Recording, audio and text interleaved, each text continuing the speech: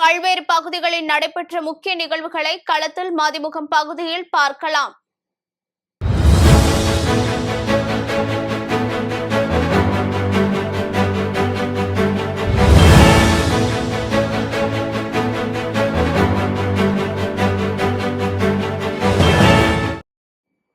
வேலூர் ஜலகண்டீஸ்வரர் கோவிலில் சங்கடா சதுர்த்தியை முன்னிட்டு விநாயகருக்கு வெள்ளி கவசம் அணிவித்து மகா தீபாராதனைகள் நடைபெற்றது. சங்கடஹாரா சதுர்த்தியை முன்னிட்டு விநாயகருக்கு தேன், பால், தயிர், சந்தனம் உள்ளிட்ட பல்வேறு பொருட்களை கொண்டு சிறப்பு அபிஷேகங்களை செய்து அருகம்புல் மலர் மாலைகளால் அலங்காரங்களை செய்து மகா தீபாராதனை நடைபெற்றது.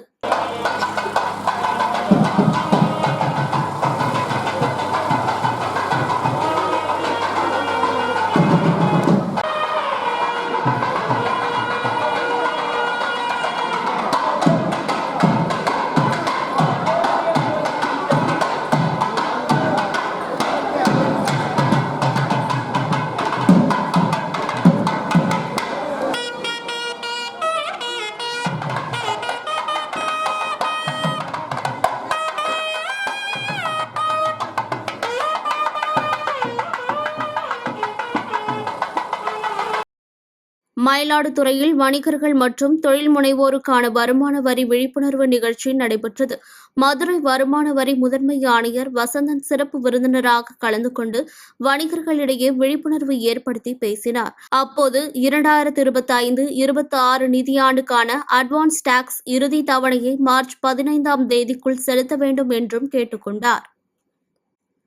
திருவண்ணாமலை அருகே முறையாக ஊதியம் வழங்காததால் சுங்கச்சாவடி ஊழியர்கள் பணி புறக்கணிப்பில் ஈடுபட்டதால் பரபரப்பு ஏற்பட்டது. சங்கம் அடுத்த காரியமங்கலம் பகுதியில் உள்ள சுங்கச்சாவடியில் 50க்கும் மேற்பட்ட ஆண் மற்றும் பெண் பணியாளர்கள் பணியாற்றி வருகின்றனர். இந்நிலையில் கடந்த மாதத்திலிருந்து முறையாக சம்பளம் வழங்கப்படவில்லை எனவும் மாதத்தில் 2 நாட்கள் சம்பள பணம் குறைக்கப்பட்டு சம்பளம் வழங்கப்படுவதாக ஊழியர்கள் பணியை புறக்கணித்து போராட்டத்தில் ஈடுபட்டனர். இதனால் சுங்கச்சாவடியை கடந்து செல்லும் வாகனங்களுக்கு சுங்க கட்டணம் வசூலிக்கப்படாததால் வாகன ஓட்டிகள் சாலையில் காத்திருந்தனர். திருப்பத்தூர் மாவட்டம் வாணியம்பாடி அருகே தனியார் பள்ளி பேருந்து மோதி தொழிற்சாலை தொழிலாளர்கள் 2 பேர் படுகாயமடைந்தனர்.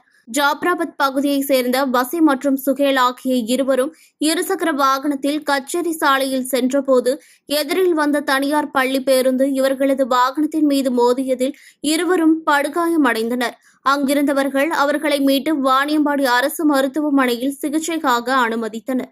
இந்த சம்பவம் குறித்து வாணியம்பாடி காவல்துறையினர் வழக்கு பதிவு செய்து விசாரணை மேற்கொண்டு வருகின்றனர். மயிலாடுதுறையில் பேராசிரியர் அன்பழகன் நினைவு தினத்தையொட்டி திமுக சார்பில் அன்பழகன் உருவப்படத்துக்கு மாலை அணிவித்து மௌன அஞ்சலி செலுத்தினர்.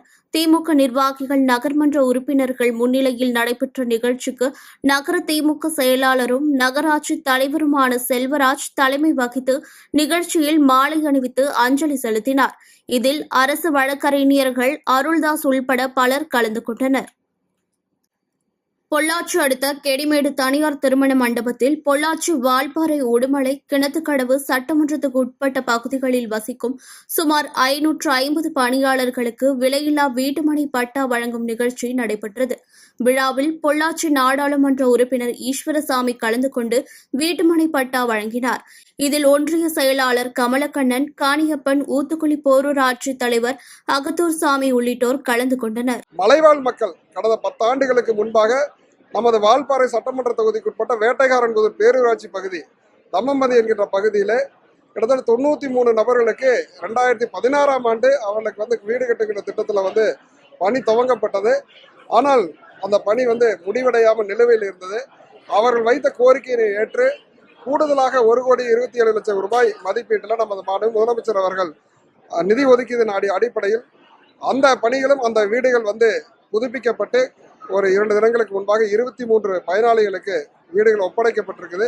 மீதம் இருக்கக்கூடிய நபர்களுக்கும் அந்த வீடு விரைவில் வழங்கப்படுங்கிற சொல்லிக்கிறோம். நமது தமிழ்நாடு அரசின் நமது மாநில முதலமைச்சரான தளபதி அவர்கள் பட்டா வழங்க வேண்டும் என்ற அறிவுறுத்தின் அடிப்படையில் மாவட்டத்தினுடைய கோவை மாவட்டத்தினுடைய ஆட்சித்தலைவர், பொள்ளாச்சியுடைய சாராட்சியர், நமது பொள்ளாச்சியினுடைய வட்டாட்சியர் உட்பட்ட அரசு அதிகாரிகள் விரைவாக செயல்பட்டு இவர்களுக்கு பட்டா வழங்கப்பட்டிருக்கிறது என்று மகிழ்ச்சியோடு நான் தெரிவித்துக் கொள்கிறேன். நன்றி.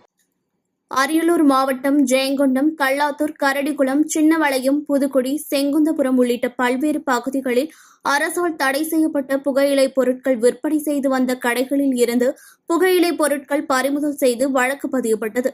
தற்போது அந்த புகையிலை பொருட்களை அழிக்கும் விதமாக ஜெயங்கொண்டம் காவல் நிலையத்தில் 1300 கிலோ புகையிலை பொருட்களை காவல்துறையினர் மற்றும் நீதிமன்ற அலுவலர்கள் முன்னிலையில் அழிக்கப்பட்டது.